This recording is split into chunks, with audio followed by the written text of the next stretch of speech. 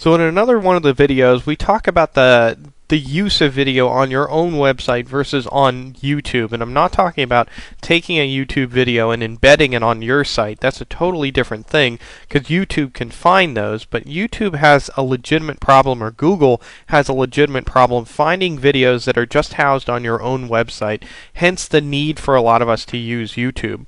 So I want to talk about a method that you can exploit to try to get your own videos on your own website, hosted on your own servers, listed in Google. And this is a pretty common practice, and it's actually not that hard to do, and that's through the use of video sitemaps.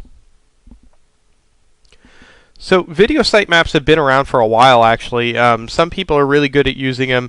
A lot of people actually don't even know what the heck they are. So I'm going to try to debunk a little bit of the mystery of a video sitemap and tell you kind of how easy this is and where it might be useful for you. So I did a search for the term fly fishing right now, and if you look in the results, as we talked about before, there's videos that show up on page 1 for fly fishing. But the catch is that you see YouTube, right? You see YouTube, but then you see this video from ehow.com. Now, ehow obviously is not hosting their videos using YouTube. They're running them off their own website.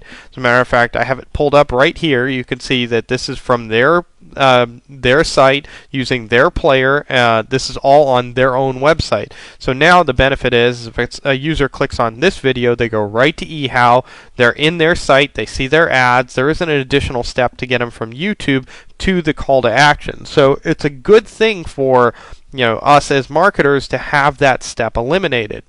Now, this is kind of a difficult thing for a lot of people to do and to get to a point where they have a video listed here from their own website, but it's actually not as hard as you think. If you use video sitemaps, and video sitemaps are something that Google actually has come out and said, please submit video sitemaps if you have video because they are having trouble finding all the video on the web, then it'll help Google notice your video and increase the chances of it actually getting listed. So let me talk specifically about what you're looking at with a video sitemap. Now, a sitemap is just like any other sitemap. It uses an XML file that you submit through Google Webmaster Tools, and the docs actually tell you where to submit it. You could submit it through Webmaster Tools just like you submit a normal sitemap. The protocol is a little bit different though. So I'm going to talk through the protocol and show you a live example, 2 live examples of sitemaps, and I'm going to talk about specifics that you might want to use and tools that you have available. So this is a live sitemap that's actually in Google right now. I pulled it down from Google search. Looks like a normal sitemap, except it has a couple differences in terms of what information it's asking for. So I'm going to walk through a live example of this, but I just want to show you it's not really any different from a sitemap. So if you look from here to here, that is one video submission. Now I'll walk through the actual annotation here. First, we have the LOC. This is the actual location of where the video is housed on your own website. The second is the components around the video itself. So where is the video file in particular? Where's the SWF, the FLV, the MP4, whatever the content type?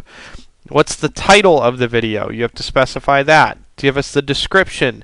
Tell us where the thumbnail is. The thumbnail size is 160 by 120 pixels. That's the thumbnail size you have to provide. That's the thumbnail size that they use for this. So it's 160 by 120. And that has to be on your server too. Is the video family friendly? Yes or no? Where's the player location? This is probably the hardest thing for people to find. I actually can't really give you too much advice because it's going to vary so much from player to player, but you'll see it actually is easier than it sounds. And then that's it. This is one particular video for this person's website. You can see they have a number of videos.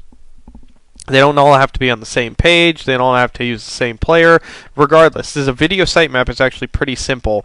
If you use this protocol and this format, you could actually write this totally by hand. It's not that hard to do. If you're pretty good with writing code by hand in Notepad or WordPad, whatever you're comfortable with, then great, you can do that. I personally don't like to do that, so I look for tools. So this is another example of a video sitemap.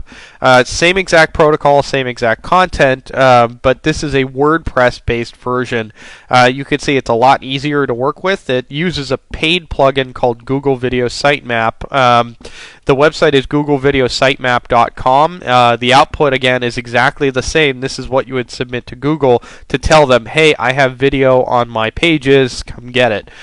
So if you want a very simple way to do this, then go check out this plugin. Again, it's a paid tool, but it really does simplify this if you're using WordPress. Now, there's also a free tool out there called Video Sitemap Pro, which does this for normal websites. Now, this isn't as easy, but it's still pretty easy. If you want to add an entry to your sitemap, you just use the same semantics that is in this particular version, but then you just kind of fill in the blanks. So, what's the location of my actual file? So, this is where the video is housed. So, site.com video. Where's your thumbnail page or thumbnail location? So this would be site.com, and remember that's 180 by or 160 by 120. What's the actual location of the video? So this would be the actual FLV file. What's the location of the player? And again, this varies, so I'm just going to call it player. Is this family friendly? This is only yes or no. You always want to put yes, or else Google's not going to list you. Allow embedding. Do you want Google to actually embed the video in the search results and make it playable? You want to put yes. And then the title and the duration of the video are the other two things that you want to add. The title, just repurpose whatever title you might use. The duration is in seconds. So if your video is 5 minutes, it's 5 times 60 with 3 however many seconds. And then the description is listed here. Add entry. Okay, so there's one. I'm going to save the sitemap, and then here's what it looks like. It just built it all out for me in the same exact format that you see here. Again, this is a free tool, videositemappro.com. You can go get it for free. Now, there's a couple things that I would suggest to do differently than this does. There's a few tags that are listed within the sitemap protocol that this doesn't output, which you can easily add. Now, I have them listed here. The ones that the tool itself adds are the location, the video, the content, the player location, thumbnail location, title, description. Now you can go further and you can add tags, which I would highly recommend doing. You can see video :tag, and you can add as many tags as necessary. A category for your video. The family friendly tag is added, and then you can also actually add a date too. Adding a date, and I have to look up the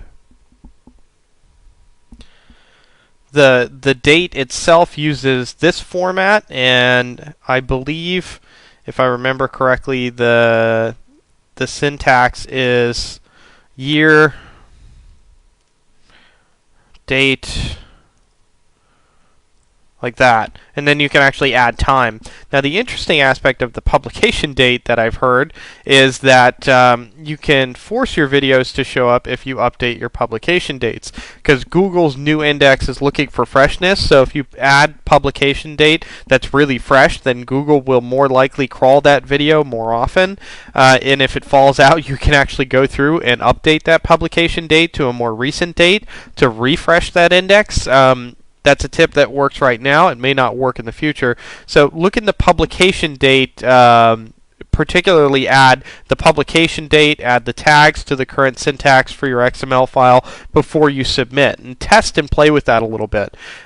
This is just a nice, easy way to get your videos on your own website noticed. So if you don't choose to host through YouTube, this is an option that you can take advantage of. Again, remember, there's tools out there to simplify this for you, so go ahead and get the one that's at Video Sitemap Pro, or if you're using WordPress, a good example of a plugin is the one at googlevideositemap.com to automate the process for you. So if you are hosting on your own website, kind of like eHow is, use this type of method to try to get your videos noticed. Now, the other thing that I would say about this is that if you're submitting your videos from your own website, don't be hesitant to cross-list them on YouTube as well. There's plenty of instances where people have been able to rank both a YouTube video that's in YouTube, hosted from YouTube, and the same exact video hosted on their own website at the same time using a video sitemap.